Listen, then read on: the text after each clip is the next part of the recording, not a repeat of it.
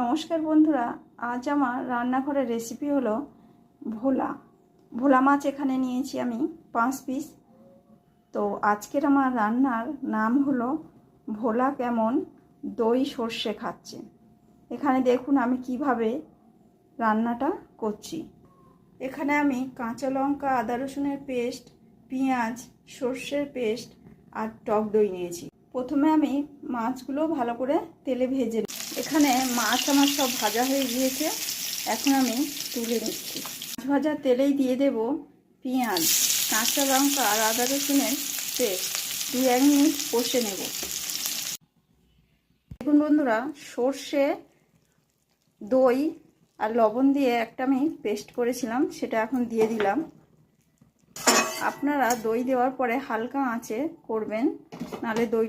এখানে আমি হলুদ হাফ চামচ, লঙ্কার গুঁড়ো হাফ চামচ লবণ দিয়েছি। আপনাদের দেখানো হলো না, সেই জন্য বলে দিলাম। আপনারা পেঁয়াজের মধ্যেই দিয়ে দেবেন। এখন দিয়ে দেব হাফ বাটি, দিয়ে দেব ভাজা মাছ।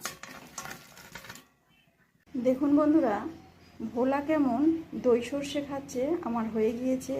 ভোলা তো খাচ্ছে, আপনারা একবার এইভাবে করে বাড়িতে খাবেন আর আমাকে কমেন্টে জানাবেন ভোলা দই সর্ষে খেয়ে কেমন।